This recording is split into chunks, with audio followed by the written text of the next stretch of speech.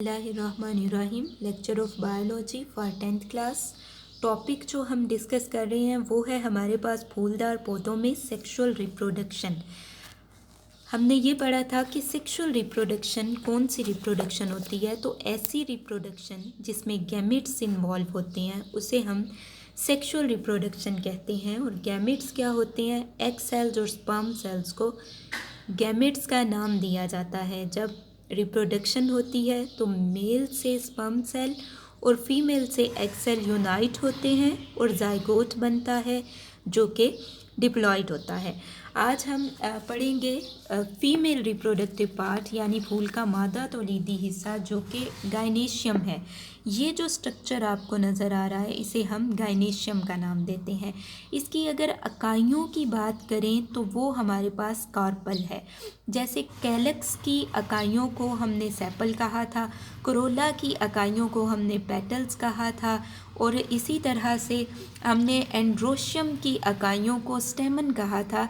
इसी तरह से हमारे पास जो गायनेशियम है इसकी इकाइयों को हम कार्पल कहते हैं।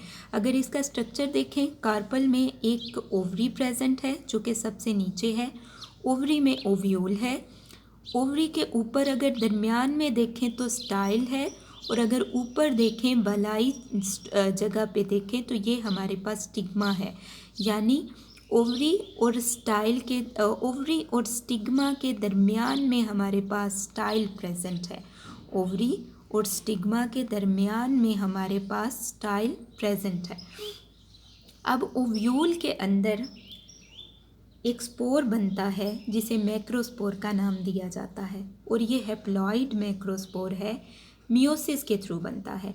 हमने मेल रिप्रोडक्टिव पार्ट यानी एंथर में ये देखा था कि इसमें जो स्पोर बना था वो माइक्रोस्पोर था। इसमें जो स्पोर ओव्यूल में बनेगा वो मैक्रोस्पोर है और वो हैप्लॉइड है। अब हम इसका स्ट्रक्चर डिस्कस करते हैं। ये हमारे पास ओव्यूल है। ओव्यूल में एक मैक्रोस्पोर मदर सेल है जो कि डिप्लॉइड है, 2n है। मैक्रोस्पोर मदर सेल डिप्लॉइड है। मैक्रोस्पोर मदर सेल में मियोसिस होगी और एक स्पोर बनेगा जो कि मैक्रोस्पोर होगा और हैप्लॉइड है।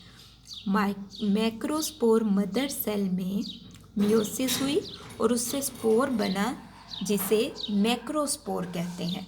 अब मैक्रोस्पोर ने ग्रो करके मादा गैमीटोफाइट जनरेशन बनानी है। मैक्रोस्पोर ने ग्रो करके मादा गैमीटोफाइट जनरेशन बनानी है। मैक्रोस्पोर में माइटोसिस होगी और माइटोसिस से दो चीज़ें बनेंगी, एक एग सेल और दूसरा फ्यूजन न्यूक्लियस जो कि डिप्लॉइड है। एग सेल हैप्लॉइड है, 1n है, और फ्यूजन न्यूक्लियस डिप्लॉइड है, 2n है। अब हमने मेल रिप्रोडक्टिव सिस्टम जब पढ़ा था तो उसमें हमने ये डिस्कस किया था कि जनरेटिव न्यूक्लियस में माइटोसिस हुई और 2 स्पर्म्स बन गए, लेकिन हमने ट्यूब न्यूक्लियस को डिस्कस नहीं किया था। तो ट्यूब न्यूक्लियस को भी हम आज डिस्कस करेंगे। ट्यूब न्यूक्लियस अपने इर्द गिर्द एक ट्यूब बनाता है जिसे पोलन ट्यूब कहते हैं। अगर हम ये बात करें कि पोलन ट्यूब के अंदर क्या है, तो पोलन ट्यूब के अंदर एक ट्यूब न्यूक्लियस होता है और 2 स्पर्म्स होते हैं। एक ट्यूब न्यूक्लियस और 2 स्पर्म्स होते हैं। अब क्या है, पोलन ट्यूब बढ़ना शुरू करती है, पोलन ट्यूब ग्रो करना शुरू करती है। इतना ग्रो करती है कि ओवरी को क्रॉस करते हुए ओव्यूल में चली जाती है, और जैसे ही ओव्यूल में पोलन ट्यूब एंटर होती है तो बस्ट कर जाती है, फट जाती है। जब ये बस्ट कर जाती है, फट जाती है, तो इसके अंदर से 2 स्पर्म्स और एक ट्यूब न्यूक्लियस जो है वो रिलीज़ हो जाते हैं। अब क्या है कि 2 स्पर्म्स हैं, एक स्पर्म एग के साथ मिलेगा और जाइगोट बना देगा। एक स्पर्म क्या करेगा, एग के साथ मिलेगा और जाइगोट बना देगा। दूसरा स्पर्म क्या करेगा, दूसरा स्पर्म फ्यूजन न्यूक्लियस के साथ मिलेगा और एंडोस्पर्म न्यूक्लियस बना देगा।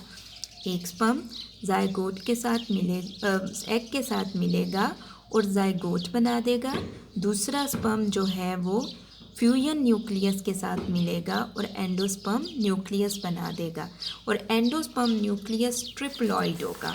ठीक है, फ्यूजन न्यूक्लियस आपके पास डिप्लॉइड था और जब उसके साथ एक स्पर्म मिल जाएगा जो कि 1n है, हेप्लॉइड है, तो वो दोनों मिलके क्या करेंगे, एंडोस्पर्म न्यूक्लियस बनाएंगे जो कि ट्रिप्लॉइड होगा। फॉर एग्जांपल आपके पास जो न्यूक्लियस था, फ्यूजन न्यूक्लियस था, वो था आपके पास 1n + 1n, यानी कि टोटल कितने थे, 2n। अब क्या हुआ, इनके साथ एक स्पर्म मिल गया और स्पर्म भी क्या था, स्पर्म 1n था। ठीक है, स्पर्म भी क्या था, स्पर्म भी 1n था। तो ये मिलके क्या बन गए, ये बन गए 3n। तो इन्होंने जो एंडोस्पर्म न्यूक्लियस बनाया है वो हमारे पास ट्रिप्लॉइड है, 3n है।